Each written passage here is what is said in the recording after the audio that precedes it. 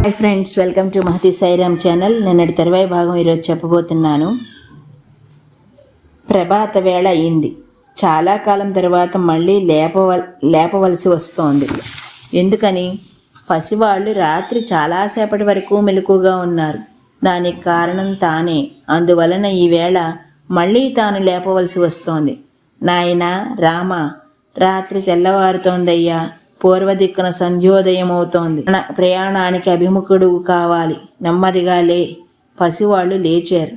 సంధ్యోపాసనాది క్రియల్ని పూర్తి చేసుకున్నారు. ప్రయాణానికి సిద్ధమయ్యారు.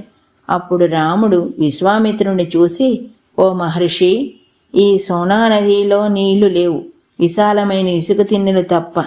దీన్ని దాటడమెలా? నడిచిపోవచ్చు కదా అని మనకు అనుమానం. అది కాదు. నీళ్లు లేవంటే అసలు నీళ్లు లేవని కాదు.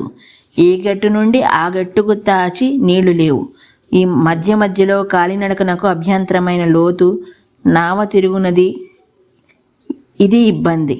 ఇక్కడ కాలానుగుణమైన నదీ స్వరూపాన్ని మనం భావన చెయ్యాలి. అందుకని మహర్షి కూడా ఇక్కడ దాటవద్దు, ఈ బాటను అనుసరించి పోదాం అని ప్రయాణాన్ని సాగించి మధ్యాహ్నం వరకు నడిచారు. అప్పటికి పరమ పవిత్రము, హంస సారసాది పక్షులతో కూడిన చైతన్యవంతము, ఋషి సేవితము, దివ్యము అయిన గంగా నది చేరారు.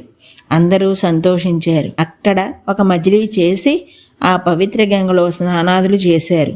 పితృదేవత సంతర్పణలు చేశారు.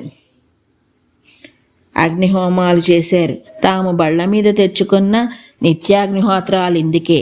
అమృతం వంటి హవిసు తిన్నారు. పవిత్రమైన నదీ సందర్శనం చేసిన వెంటనే స్నానం చేయాలి. అలా వీలు కాకపోతే ఆ నీటిని శిరసును జల్లుకొని ఆ నదిని అర్చించాలి. నిన్ను దాటవలసి వస్తోంది, క్షమించమని అడగాలి. మనం పవిత్రంగా భావించిన ఆ నదీ జలాలతో మన పితృదేవతలను కూడా తృప్తిపరచి కృతజ్ఞులం కావాలి. ఇదంతా వేదోక్తం.